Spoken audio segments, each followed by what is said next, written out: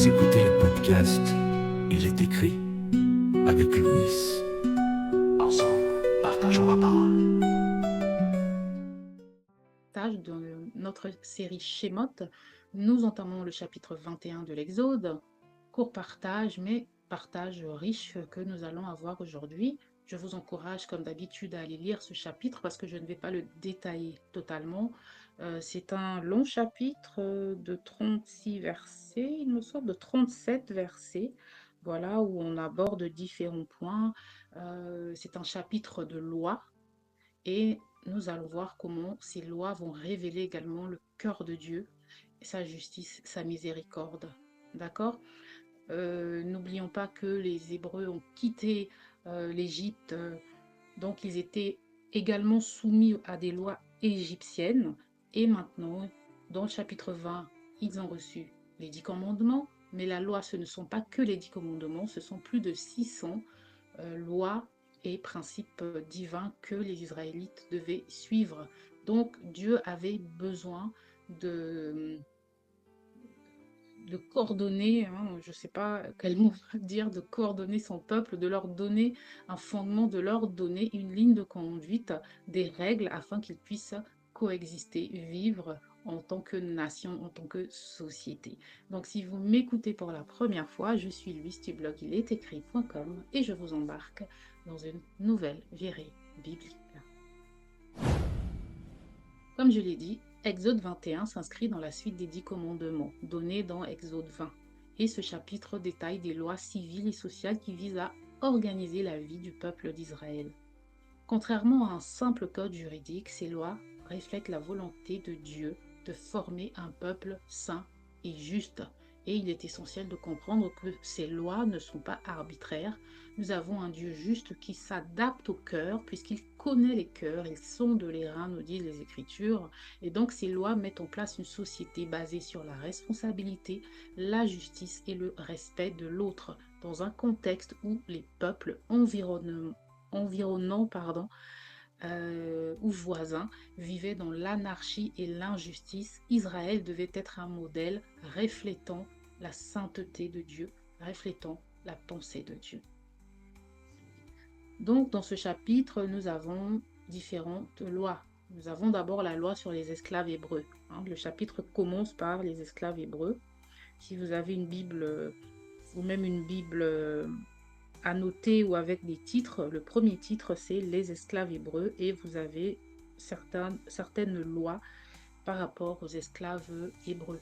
On nous dit par exemple qu'un esclave hébreu sert 6 ans et est libéré la 7e année. Donc ce chiffre 7, c'est une symbolique marquante, c'est un symbole fort qui évoque le repos et la plénitude. N'oublions pas que Dieu a créé le monde en 6 jours et il s'est reposé le 7e.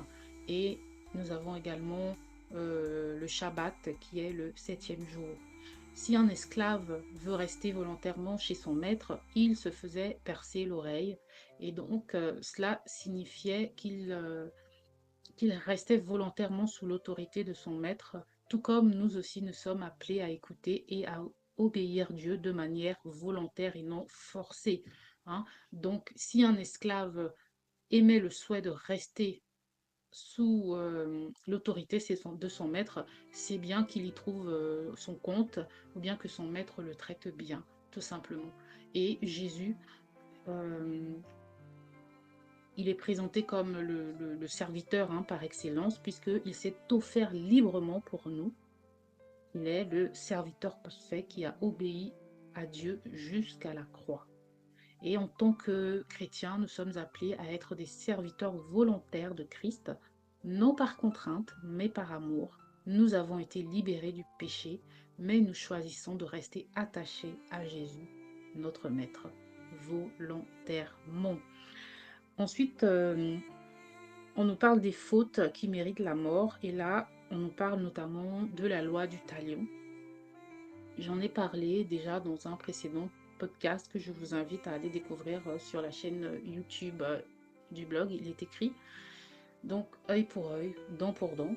Donc, contrairement à ce que beaucoup peuvent penser, ce n'est pas une incitation à la vengeance, c'est une loi qui visait à limiter les représailles et à établir une justice équitable. Dans les civilisations anciennes, la vengeance était souvent disproportionnée et la loi du talion, elle impose une stricte équivalence entre le dommage causé et la sanction appliquée. Et Jésus va réinterpréter cette loi dans Matthieu 5, où il nous invite non pas à exiger une justice personnelle, mais à pardonner et à aimer nos ennemis. Donc son enseignement montre que la véritable justice ne se trouve pas dans la rétribution, mais dans la grâce et le pardon. Donc nous sommes appelés à pratiquer la justice avec miséricorde et à imiter Jésus dans notre manière de réagir face à l'injustice. Donc après cela, on nous parle des blessures physiques et également des vols. On parle également, en dernier chapitre, c'est juste un verset, on parle des vols d'animaux. Voilà. Et je vais juste résumer, je ne vais pas vraiment rentrer dans les détails, mais ce qui ressort, c'est la protection des plus faibles. Des versets 12 à 36, c'est vraiment la protection des plus faibles qui est mise en avant. La peine de mort, elle est appliquée pour le meurtre prémédité, par exemple, et cela montre la gravité du respect de la vie humaine. Les violences contre les parents sont interdites, ça montre l'importance du respect filial. Il y a un commandement qui déjà dit d'honorer ses parents, et là on nous dit que les violences contre les parents sont strictement interdites. Et les accidents doivent être réparés par une juste compensation. Et cela rappelle que la responsabilité individuelle et collective est essentielle dans une société juste. D'accord? Donc, quelle leçon est-ce qu'on peut tirer de tout cela? C'est que Jésus, il est la justice parfaite. Puisque lorsque nous lisons l'Exode, aujourd'hui, nous connaissons toute l'histoire de la Bible. Nous savons que Jésus est arrivé, contrairement à certaines personnes qui n'avaient pas le Nouveau Testament. Nous avons le Nouveau Testament. Donc, notre lecture aujourd'hui de l'Ancienne Alliance ne peut pas se faire sans un parallèle avec l'histoire ou avec la pensée de Jésus-Christ. Alors que la loi expose les principes de justice, Jésus il apporte une justice supérieure qui est basée sur la transformation du cœur. Il nous enseigne à aller au-delà de la simple obéissance légale pour vivre selon l'amour et selon la vérité. Le Christ, il est le serviteur parfait, comme je l'ai dit, l'image de l'esclave hébreu qui choisit de rester chez son maître, c'est une illustration aussi de la soumission de Jésus au Père et de notre propre engagement envers Dieu. Et la protection des plus faibles et des opprimés, c'est également important parce que Jésus, tout au long de son ministère, il s'est soucié des marginalisés, des orphelins, des veuves, notamment même dans l'Ancienne Alliance, Dieu parle beaucoup de la veuve et de l'orphelin. Donc aujourd'hui, qu'est-ce que nous devons nous rappeler? C'est que Dieu est un Dieu de justice, il veille sur les opprimés, il demande à ses enfants d'être justes dans leurs affaires. Jésus a accompli la loi par sa grâce, il va au-delà des simples règles et nous invite à une justice de cœur. Le service volontaire, nous venons à Christ volontairement et nous obéissons volontairement et tout ce que nous faisons pour lui doit se faire volontairement et avec amour et joie. Le pardon plutôt que la vengeance, en tant que disciples de Christ, nous sommes appelés à répondre au mal par l'amour et à rechercher la paix plutôt que la rétribution.